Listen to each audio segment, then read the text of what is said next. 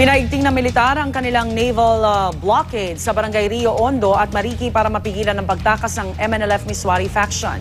Nabawi na rin ang isang gusali sa Barangay Santa Catalina na ilang araw din kinubkob ng mga rebelde.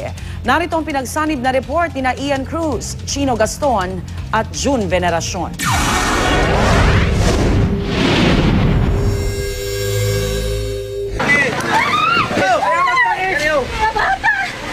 Baka sa mga residenteng ito ng Barangay Mampang ang takot habang nagmamadaling lumikas.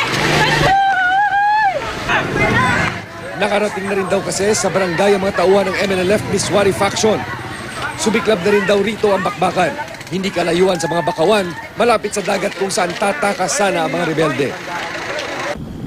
Kaya pinatindi na ng mga otoridad ang naval blockade sa Barangay Rio Hondo at Mariki. Pero sa pangkalahatan, tahimik na sa mga dating sentro ng bakbakan sa Zamboanga City.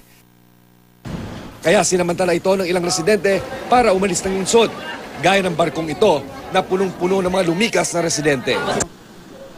Nang aming mapasok ang Barangay Santa Catalina, tahimik na ang sinasabing stronghold ng MNLF Miswari faction. Pero bakas ang epekto ng mahigit 1 linggong bakbakan. Ang KGK building sa Lustre Street, tagtad ng mga tama ng bala at halos magigiba na matapos ang mahigit 1 linggong pag-okupa rito ng grupo ni Ustad Samer Malik ng MNLF Miswari faction kasama ang mga bihag ng residente.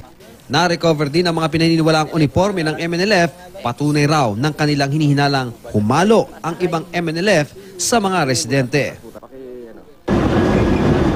Todo bantay rin ang mga sundalo rito sa Barangay Kasanyangan. Nagiging lagusan daw kasi ito ng mga miyembro ng MNLF na kung di tumatakas, pinapasukan naman ng mga reinforcement o dagdag na tauhan.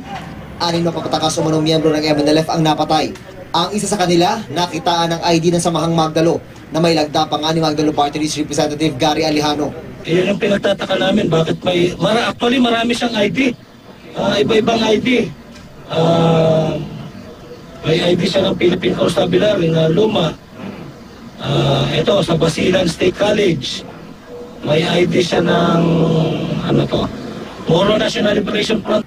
Aalamin daw muna ni Congressman Alejano kung miyembro nga nila ang napatay na MNLF. Sabay giit na di raw dapat iparatang sa buong grupo kung ano man ang iligal na nagawa ng kanilang miyembro. Hindi raw suportado ng grupo ang ginawa ng mga loyalista ni Nur Miswari. Para sa unang balita, ako si June Veneracion. Ako si Ian Cruz. At ako si Chino Gaston reporting.